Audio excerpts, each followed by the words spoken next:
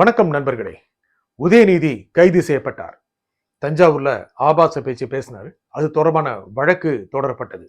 அவர் கைது செய்யப்பட்டார். இந்த கைதுக்கு பின்னணி பல இருக்கு. உண்மையில சொல்லப்போனா விஜயுடைய அரசை பார்த்து திரு விஜய் பார்த்து ரொம்ப பயந்து தான் இருந்தாரு உதயநிதி ஸ்டாலின்.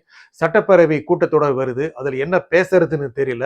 அந்த கூட்டத்தொடர்ல விஜய் செம்மையா பேசி பெரிய அளவுக்கான டாமினன்ஸ் கொடுத்துருவாரு அப்படிங்கிற பயம் அவருக்கு இருந்தது.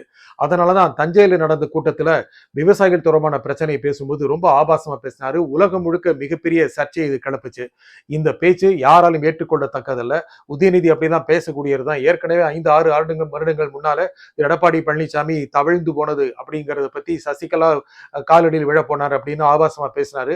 அது மட்டுமல்ல, அது அப்படியே பாரம்பரியமா வர்ற விஷயம்தான். அவருடைய தாத்தா திரு கருணாநிதி அவர்களும் கடுமையான விஷயங்களா பேசியிருக்காரு. சட்டப்பேரவையிலே பேசியிருக்காரு. மிகச்சிறந்த முத்தமிழ் அறிஞர் தான். ஆனா அப்பப்போ ரொம்ப ஆபாசமா பேசிடுவாரு. உதயநிதி எதற்காக இந்த மாதிரி ஒரு நிலைமைக்கு போனார்னா, அவருக்கு கவனத்தை கவரணும். மக்கள்கிட்ட அவரால் கொண்டு போய் சேர்க்கவே முடியல. 4 மணி ஆச்சுன்னா திரு விஜய் அவர்கள் ரீல்ஸ் போட்டுறாரு அப்படின்னு ரொம்ப பொறாமையில தான் பேசினாரு. அந்த மாதிரி சமயத்துல நம்மளும் ஒரு ரீல்ஸ் ஆக மாட்டோமா, வைரல் ஆக மாட்டோமா அப்படின்னு பேசினாரு. முக்கியமாக ஒரு நடிகை தொடர்பா பேசினார். அது மிகவும் மிகவும் கண்டிக்கத்தக்கது. எதற்காக நடிகை த்ரிஷாவை பற்றி பேச வேண்டும், மக்கள் அதை பத்தி பேசுறாங்க, கூட்டத்தில் பேசுறாங்க. உடனே ஒரு வார்த்தையை சொல்றாரு, காவிரி தனி தான் சொன்னேன் அப்படிங்கிறாரு. இதெல்லாம் ஒரு நாகரிக மனமுடையவர்கள் யாருமே ஏற்கத்தக்கதில்லை. அரசுடைய மொழியை, அரசியலுடைய மொழியை மிக தாழ்மையாக கொண்டு சென்றார் உதயநிதி ஸ்டாலின். அவரெல்லாம் கைது செய்வாங்களா அப்படின்னு நிறைய பேர் நினைச்சாங்க. என்ன காரணம் தெரியுமா? கைது செஞ்சா அவர் புகழ் உயர்ந்துருமல்ல. திமுக காரங்க இருந்து உட்கார்ந்து இருந்தாங்க. நடன தலைவர்களா ஒண்ணுமே பண்ண மாட்டேங்கிறாங்களே அப்படிங்கும் போது உதயநிதியை கைது செய்யும்போது அப்படியே திமுக காரங்களை ஆர்ப்பரித்து எழுவாங்க. அவங்க கிட்ட இருக்கிற அந்த திராவிட உணர்வு வெளிப்படும் அல்லவா? இதெல்லாம் திமுகவுக்கு லாபம்னு கூட உதயநிதி நினைப்பாரு. இதை கைது செய்யறது எப்படி பாக்குறீங்க? நம்ம செய்தியாளர்களும் எதை பார்த்தாலும் பாக்குறீங்கன்னு தான் கேட்டுறாங்க. அவரு சிரிச்சுட்டே பதில் சொல்றாரு. உதயநிதி ஸ்டாலின் காமெடியா பாக்குறாராம். இது அவருக்கு அரசியல்ங்கிறது ரொம்ப காமெடியா இருக்கு. அவர் பேசினது, கைது செய்தது இல்ல அதெல்லாம் ஒட்டி வெட்டி செய்யப்பட்டது அப்படின்லாம் சொல்லி இருக்கிறாரு.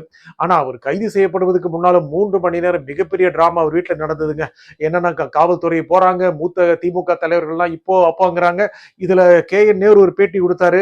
அது நீங்க நல்லா உடல் மொழியை கவனிக்கங்க. அரசியல்வாதிகளுடைய உடல் மொழியை கவனிக்கணும். எதுக்கு தலைவா இந்த பிரச்சனை அப்படிங்கறத அவர் காமிச்சாருங்க. பேசுனது லேசா பேசிட்டு போனாலும் வெளியே என்ன உடல்ல என்ன காமிக்கிறாங்கிறது இருக்கலவா? திமுக காரங்களே அதான் நினைக்கிறாங்க. அரசியல் செய்தி இப்படியா? ஆட்சி என்ன செய்யுது அப்படிங்கறத பத்தி பேசாம கிண்டல் அடிச்சுட்டு இருக்கிறதா?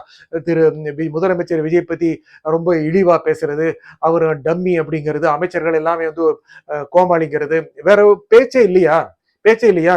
தமிழகத்துல ஆட்சி அனுபவங்கள் இல்லாதவர்கள் ஆட்சிக்கு வரலையா? திமுக காரங்க எப்படி முதல்ல வந்தாங்க? எல்லாமே ஆட்சியில் இருந்தவங்க தானா? எத்தனையோ நாட்டுகள் அப்படி நடக்குது அல்லவா? ஆனா அப்படி இருக்கும் பொழுது கடுமையாக விமர்சனங்கள் வைக்கிறது, ரொம்ப கொச்சையா பேசுறது, இதுதான் உதயநிதியோட ஸ்டைலா இருக்கு. ரொம்ப பதற்றமா இருக்காருங்க.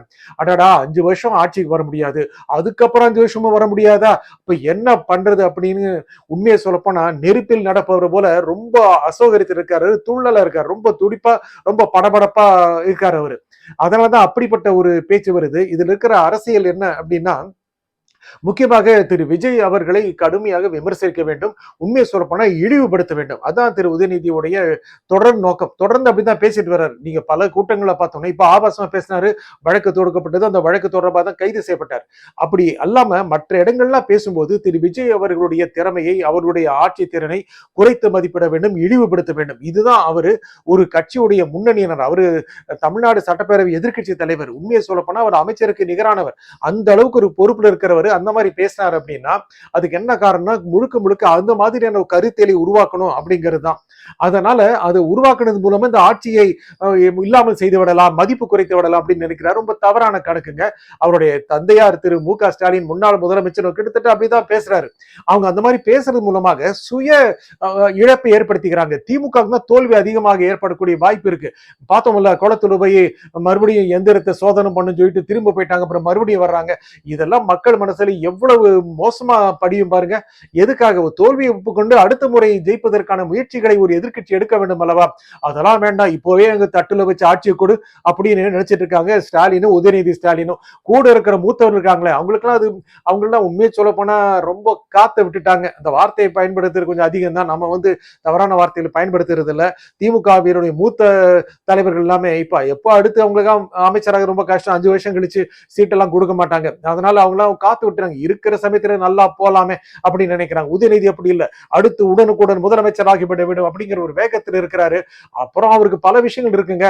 முக்கியமாக சொல்லப்போனா இந்த ஆட்சி பற்றின இந்த நிர்வாகம் பற்றின விஷயங்களை மடைமாற்ற வேண்டும். இதுதான் உதயநிதியுடைய முக்கியமான நோக்கம். சட்டப்பேரவை வருது, அதுல முக்கியமான விஷயங்கள் எழுப்பணும், கேள்விகள் எழுப்பணும். அப்புறம் அந்த சைட்ல இருந்து ஆளுங்கட்சியில இருந்து ஒரு அடி அடிச்சாங்க, அதாவது கருத்தால ஒரு அடி அடிச்சாங்க அப்படின்னா அது மக்கள்கிட்ட அப்படி போய் சேர்ந்துரும். அதை தாங்க முடியல, பொறுக்க முடியல. அதனால உடனே திசை மாற்ற வேண்டும், மடை மாற்ற வேண்டும் என்ற நோக்கம் தான் உதயநிதி கிட்ட நிச்சயமா இருந்தது. அதுக்காக தான் இப்படிப்பட்ட ஒரு கருத்தை பேசினாரு. திமுக ஆதரவாளர்களே அதை கடுமையா விமர்சனம் பண்றாங்க. முன்னாள் திமுகவுடைய மேடை பேச்சாளர்கள் கீழ்த்தரமா பேசுவாங்க இல்லையா, மேடை பேச்சாளர்கள் அவங்களுக்கு சமமா உதயநிதியை போட்டாங்க. யார் யார் உங்களுக்கு தெரியும்? தீப்பொறி ஆறுமுகம், அப்புறம் வெற்றி கொண்டான், அப்புறம் சைதே சாதிக்கு, அப்புறம் சிவாஜி கிருஷ்ணமூர்த்தி வரிசையில உதயநிதியை சேர்த்து விட்டாங்க. இப்ப அவர் சந்தோஷமா இருக்கிறார். ஏன்னா அவர் கைது செய்யப்பட்டதை காமெடியா பாக்குறாரு. அதனால அவருக்கு காமெடியா தான் தெரியுது எல்லாமே. ஏன்னா அப்படி நினைச்சுக்கிட்டதான் அவரால் தைரியமா இருக்க முடியுது. இவர் ஆட்சிக்கு வந்துட்டாரு, ஒரு ஆளுமையோடு இருக்கிறாரு முதலமைச்சர் விஜய், அப்படி நினைச்சாருன்னா அவரால் பொறுக்க முடியல. ஐயோ 10 வருஷமா அப்படின்னு சரி காமெடி சொல்லிட்டு இருந்தா அவர் நிம்மதியா தூங்க முடியுது போல இருக்கு. ஜெயிலுக்கு போற அரெஸ்ட் பண்ணி போயிட்டு இருக்கிற சமயத்து கூட அந்த வார்த்தை தான் பயன்படுத்துறாரு. அவருடைய மனநிலை காமிக்குதுங்க, திமுக மனநிலை காமிக்குது. போற வழியெல்லாம் நிறைய பேர் திமுக கொந்தளிச்சு சாலை மறியெல்லாம் ஈடுபடுறாங்க.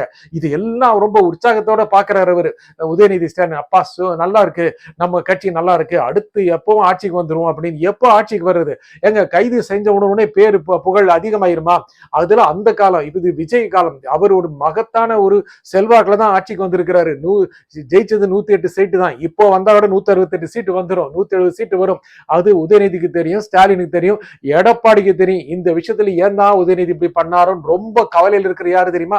எடப்பாடி பழனிசாமி. ஐயையோ இருக்கிற கொஞ்சம் செல்வாக்கும் போயிரும் போல இருக்கே அப்படின்னு பகீர்னு ஆகி போச்சு. சட்டப்பேரவையில தனியா நின்று போராடணுமோ அப்படின்னு நினைக்கிறாரு. கட்சிக்குள்ளே மிகப்பெரிய குழப்பம். சட்டப்பேரவை கூட்டத்தொடர் வருது, அதுல யார் முக்கியமாக பேசுவாங்க? திரு உதயநிதி ஸ்டாலின் மீது தொடுக்கப்பட்ட வழக்குகள் எல்லாம் ஒரு கடுமையான விதிகளின் கடுமையான பிரிவுகளில் தொடுக்கப்பட்டிருக்கு. முக்கியமாக பெண்களுக்கு எதிராக பேசினது, அது எல்லாத்தையும் தாண்டி அவரால் ஜாமீன் பெற முடியுமா? அதற்கு அரசாங்கம், விஜயோட அரசாங்கம், விஜய் கையில், முதலமைச்சர் விஜய் கையில் இருக்கின்ற காவல்துறையினர் அதெல்லாம் எந்த அளவுக்கு நெளிவு சுழியோடு இருக்கும் அப்படிங்கறத நமக்கு பதிவுக்கு அப்புறம் நம்ம அவர் கைதான திரு உதயநிதி கைதான சிறிது நேரத்தில் பதிவு பண்றோம். இன்னும் கூட அவர் தஞ்சாவூர் சென்று என்ன நடக்கும் அப்படிங்கறத பத்தி பிறகு வருகின்ற பதிவுகளில் பார்க்கலாம். ஆனால் இதில் ஏற்பட்டிருக்கின்ற அரசியல் மாற்றங்கள் என்ன அப்படின்னா, இவங்க நினைச்சாங்க அவர் உதயநிதி அரஸ்ட் ஆனோன்னு அப்படியே திமுகவினர் கொந்தளிச்சு எழுந்துருவாங்கன்னு. சாரிங்க, அவங்க ரொம்ப சோர்வா இருக்காங்க. ஏற்கனவே அவங்க திரு விஜய் போடுற ரீல்ஸை தான் பார்த்துட்டு இருக்காங்க. நீங்க அரஸ்ட் வேற ஆயிட்டீங்கன்னா அரஸ்ட் பார்ப்பாங்க. நீங்களும் ரீல்ஸுக்காகத்தான் அந்த மாதிரி பேசுனீங்க, அந்த மாதிரி பேசுன எதுக்காக பேசணும்? ஏன்னா மக்கள் என்ன ரொம்ப ஆசையா பாக்குறாங்களா? நீங்க ஆக்கப்பூர்வமா பேசுங்க. உங்களுக்கு ஒரு எதிர்கட்சிங்கிற முறையில் நல்ல எதிர்காலம் இருக்கு. ஆளுங்கட்சின்னா டூ லாங் பாஸ். நன்றி, வணக்கம்.